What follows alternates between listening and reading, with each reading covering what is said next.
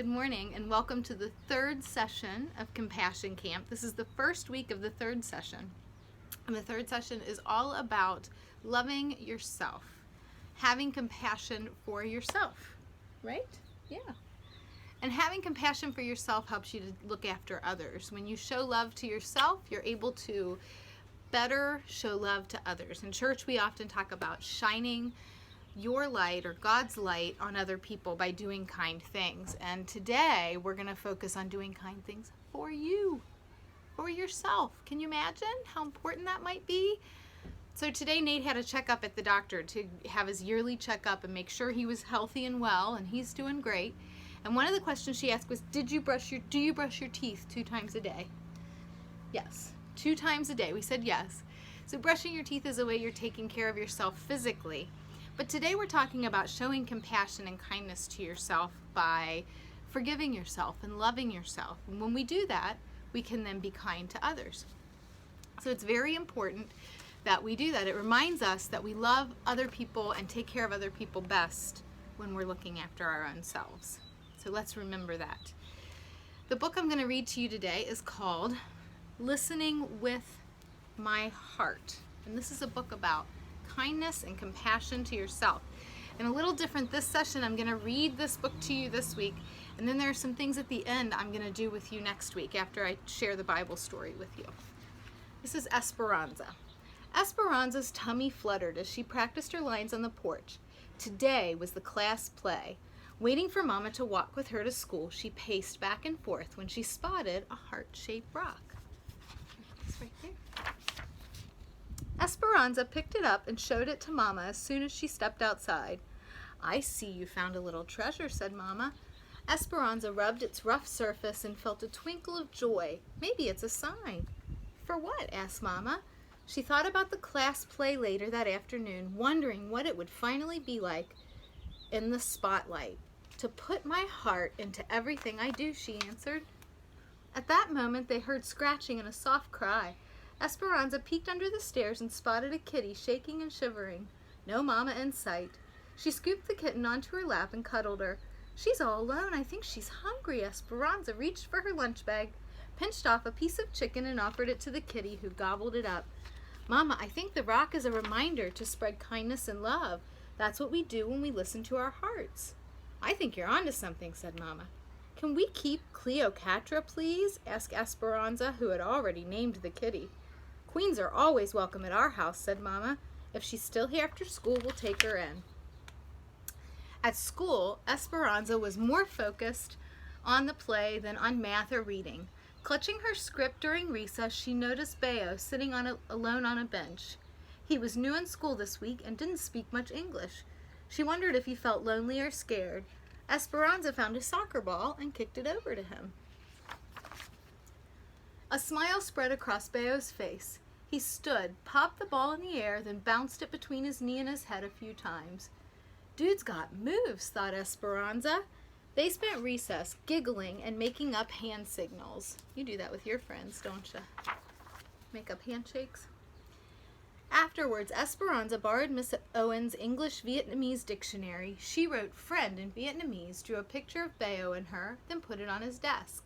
Esperanza rubbed the rock in her pocket, listening with her heart, made her feel peaceful inside. Finally, it was time for the performance. It was too late for Bayo to be in the play, but he stood at Miss Owen's side as a stagehand. Excitement bubbled as Esperanza waited for her cue. Uh-oh. Esperanza walked on stage, tripped as she was about to say her first line, and splattered across the stage. She fell. When she got up, she forgot her lines, so Miss Owens whispered them to her from backstage. Heat rushed through Esperanza's body as all eyes were glued to her. She wished she could disappear. Oh, man. I ruined the play, thought Esperanza, rushing off stage as soon as she'd finished her part. I messed up in front of everyone. She tucked herself in behind some props so no one would see her. Esperanza noticed her body shaking and her face still burning. She took a deep breath and dug the rock out of her pocket. It was cracked and lopsided, just how she felt. Esperanza touched her hand to her heart and felt the disappointment. I bet that's maybe happened to some of you before. You're really excited about something and then it just doesn't go the way you had planned. That can be so disappointing. Bayo found Esperanza a few minutes later and handed her a drawing with the word friend written above it.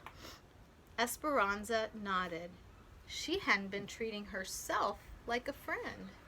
Think about that. Treat yourself like a friend. That's a hard thing to think about, but it's so important. She had been really hard on herself. It was just an accident. Esperanza realized this wasn't the first time she'd been unkind to herself. At the soccer game last weekend, she'd missed the ball that swooshed by her head, and they lost the game. "Nice work," a player from the other team yelled as the others laughed. Esperanza thought she'd let her team down and was the worst soccer player in the world. Thinking those thoughts made her feel worse. At the curtain call, Esperanza reminded herself she hadn't ruined the play. She'd had an accident. Accidents happen to everyone. Listening with her heart wasn't just about giving kindness and love to others. It was about giving it to herself too. I can be a friend to myself, thought Esperanza. When Esperanza got home, she focused on her favorite things. She zipped down the hill on her bike, then spent the afternoon painting at the kitchen table. She also got the hug she needed from Mama and some cuddles from Cleopatra. That's the end of the book for now. And next week there's these really great pages that remind us about how to be a friend to ourselves. So we'll dig into it a little bit more next week and talk about ways and things that you can do. And in about another week, you'll get a new packet, and there will be lots of different activities. But one of them is for your family to tell you nice things about you, to remind you to love yourself. And then one of the other activities is to do something you love. Maybe even write yourself a thank you note for being kind to yourself. Isn't that kind of funny? Mm-hmm. Maybe give yourself a hug. Pat yourself on the back for some things you've done well. It's important that we love ourselves. When we love ourselves, we're better to help others and to be kind to others. So we have to forgive ourselves sometimes too. I have to be reminded of that. Sometimes I'm hard on these boys. Sometimes you say sorry when you hurt somebody's feelings. That's right. Sometimes I say I'm sorry. Even mommies have to say we're sorry sometimes. And then we have to forgive ourselves too. Moms, dads, grandparents. We have to forgive ourselves too.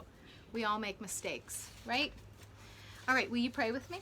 Mm-hmm. So remember that during Compassion Camp when we pray, one of the things we're doing is we are putting up one hand on our head to think about what we need to do to be compassionate, and then a hand on our heart to feel it. Can you do this? A hand on your heart and a hand on your head. Here we go. Gentle One, thank you for your spirit within us, who guides, encourages, and strengthens us. Help us see ourselves through your eyes with love, kindness, and deep joy. May we love our bodies, treasure our hearts, and celebrate our spirits. Amen. Say amen. Amen. Amen. I hope you have a good week.